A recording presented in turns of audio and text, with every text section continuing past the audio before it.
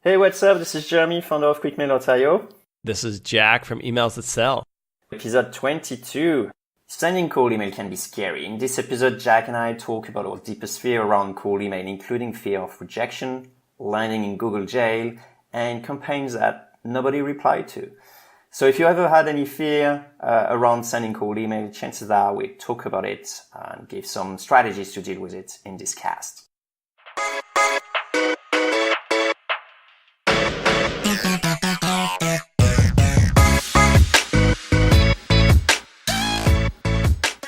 What's the first fear on your cold email scary things list? I would say being insulted just because that person had a really bad day, and it's not a great feeling. So how can I go about that? There's no way you can protect yourself from receiving negative replies. They happen to anybody who sends cold emails. So step one is just being aware that you're going to get your fair share of negative, nasty replies.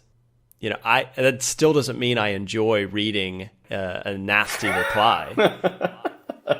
So one of my favorite ways that I've battled against this is I don't check the email. I have a team that does that. And as long as you're getting enough positive replies to justify your campaign, then I call that a win and continue.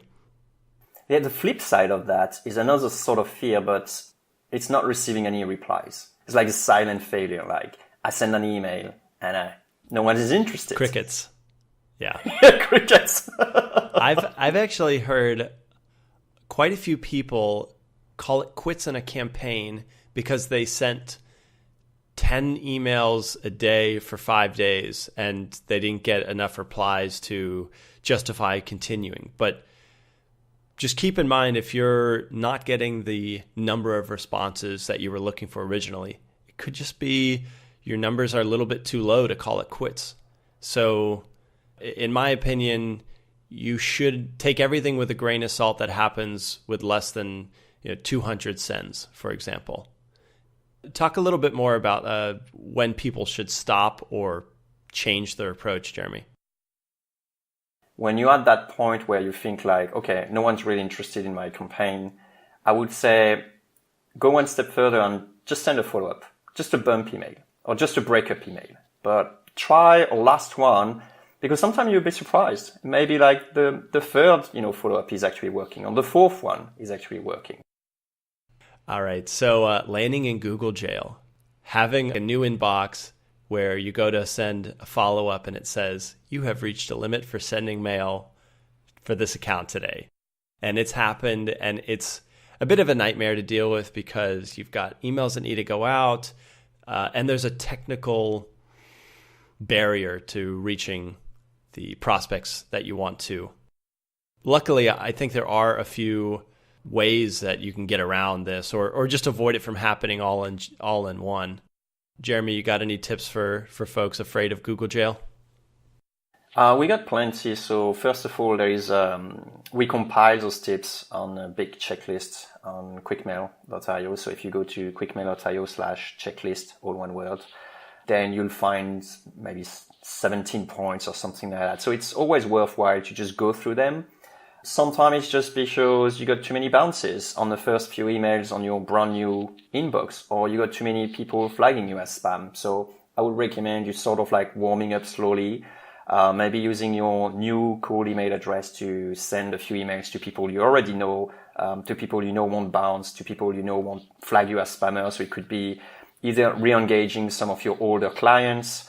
So it's like lukewarm, not really totally cold type of prospect. So that's a great way to sort of like warming up if you got time for that. And so the idea there is when Gmail sees that you've got some replies coming in, few bounces going out, that you're a reputable sender and that your email should pass through the filters.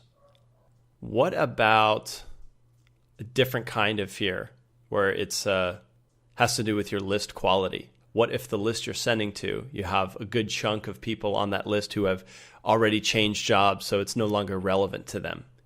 It's like you could have the best campaign in the world, but if it's going to the wrong people, you're out of luck. The easy one here is just make sure you got up-to-date information and not both like a list of prospects like from 2 years ago, or use some fishy providers. Like I know a few who actually just never update their database. They pretend to have like, I don't know, 50 million, 50 billions, business addresses. More people than humans on Earth, right? Yes, exactly. Just avoid them, yeah? When dealing with fears about your list, it's probably a good idea to run that list through something like Bright Verify before you actually deliver it. Maybe the same day, so that you have the best chance of a healthy bounce rate. I got a funny one that not many people are talking about, but this is like the fear of brand damage. I'm sending something on behalf of my client maybe, or I'm sending something myself on behalf of my company. What if people are really annoyed, go to Twitter and then just, do a public shame? Again, it's similar to the nasty responses. You could have caught someone on their worst day ever, and they're just taking it out on you in your email. But instead of replying to the email, they could go to Twitter and tell the world about it. But as long as your positive replies are justifying your campaign, meaning you're connecting with people that you're excited to speak with, the conversations are going the direction you want them to go, then I think that's just sort of a part of the game there, where it's really like any marketing effort to some extent has to deal with some backlash every now and then. If you put yourself out there, it's impossible to have 100% people like what you're doing. So do you think you have to stand out in order to have like a great campaign? Okay, do I think you'll have a better shot at a successful campaign if your emails are polarizing, so that, they sort of turn off one group but resonate for another? From just a general copywriting standpoint, it's always best to speak to one audience. And if that one audience happens to believe something that most others don't, then I think it's a good idea to just try and resonate with them. Otherwise, if you try and please everybody, you'll sort of blend in the background and it's easy to be forgotten. How about this one, Jeremy? So this is relevant because recently, Hunter, a tool that I use for some of our email finding, they were recently banned by LinkedIn. So a little bit of a policy switch here, but now the way emails are found has changed, at least for some companies, probably for quite a few companies. So one of my cold email fears is having the tools, the APIs that we're plugging into on a daily basis suddenly become unavailable. What happens then? Jack, here's the thing, is like in every market, there's always 2-3 competitors anyway. So even though the other one may not be perfect, you'd always find a replacement one way or another. If you have a business, then it's kind of your role to sort of like deal with it. What about if you're sued? Are you afraid of being sued with the email you're sending directly? I'm surprised we haven't covered that yet. Should be the first Sure. one. Every day. A little bit. Because, look, I'm terrible at legalese, and I'm doing the best interpretation of the Can-Spam Act and respecting the countries that I'm sending emails to. But at the end of the day, it's a risk involved with the business, even if you're following all the rules, right? There is a big legislation that is going to be effective in Europe next year. We're going to have to do a cast specifically on that, I think, at some point. But so that leads into fear number 9 or whatever we're at. So it's like, what if this cold email thing that's been working for so many businesses, what if it suddenly becomes illegal? What then? Really, what would become illegal is not sending business emails. That will always, at least in my lifetime, business emails will happen. The difference here is the way you build a list. So and you're 98 years old, right? Yeah, exactly. Yeah, and if you think about it, a lot of people just put their email. They want to be contacted. So there will still be that, and it's still legal, no matter what rules, to actually contact a business that says, hey, here's my email, please contact me. What about smarter spam filters, Jeremy, that block emails sent using automation? I usually don't have a fear about this one, because like you said, people will need to be contacted one way or another. There are some inboxes that says, hey, just make sure you're a real human, click on this link, enter this formula, whatever, just to make sure that this email will reach its destination. As for the content, one scary thing could be that, two similar content may actually be detected way faster. So that way, one way to get around that is to just add variations so that your email inbox doesn't always send the same type of content. Another fear would be, let's say you have a team of 5 people. One is dedicated to cold email, but I'm afraid that this person is going to endanger the whole reputation of your domain. What can I do for that?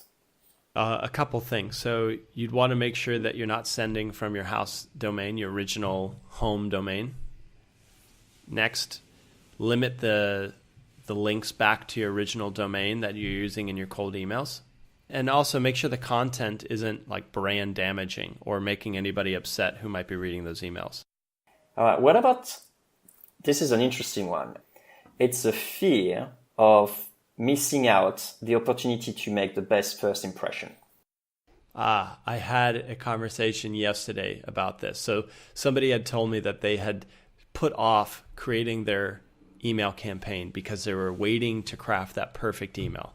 I don't think there's such thing as the perfect email. You can have a few really, really good, what Jeremy and I call like platinum emails that are just going to do a great job of starting the conversation for you. But if you wait for the perfect, for every letter to be in the perfect place, I think you'll end up waiting forever because testing is the only real way you can find out what's an improvement and what is just wasting time for you to start that campaign.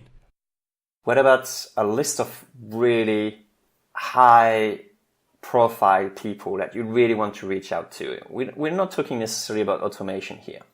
And having the fear that if I contact this person, I only got just one chance of getting them. Yeah, so I might practice on a few other people. If there's really only, let's say, one speaker that you want at your event, that's fine. Go invite, 5, 10 others that are slightly lower caliber, but you can tweak your messaging maybe. That way you'll have confidence when it comes to approach the A-list people. What about, I'm afraid of contacting by mistake my existing clients? So here's where it can get a little tricky. So there's a simple answer and a slightly more complex one. So the simple answer is just add them to a do not contact list. Just take the domain of people you don't want to reach out to, add it to do not contact in your automation software, and you're done. But there is a chance, and quite a few companies that I work with, their CRM is not as organized as one might think it would be. So for example, they have some customers who signed up with a Gmail address, put their first name, and that's all they filled out. So what do you do at that point, right? So it's a little bit trickier. You can't just add Gmail to the do not contact list in order to take them off. So probably the best thing to do is have someone internally go through that list manually. It might take quite a bit of time, and it is a pain. But for one, you want your CRM to have data that you can use anyway. So go through and maybe try and manually add in that company name and the domain of the person that's in there, and then add those new domains to your do not contact list.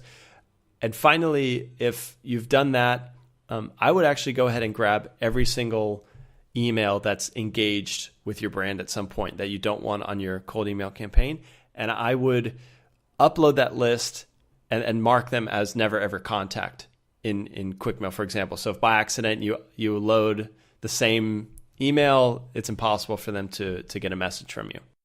One of the case scenario when this happen, or at least they have the fear of this happen, is usually because they outsource the prospecting part where a VA, a virtual assistant, is actually filling a spreadsheet for them, and then they import by mistake one of their existing clients. There's things you can do to protect yourself from that happening, but even if you had to face that fear somewhere down the line, hopefully your cold email campaign was successful enough that it was able to justify itself, even if there was an awkward conversation with a customer. Ooh, I got another one. Look at this. What about... There's a lot of fears in cold email. Yeah. What about, I'm fearing I'm just wasting my time. I'm going to waste my time. I'm not going to get results. Yeah, so actually I'm going to offer advice that is a bit counterintuitive.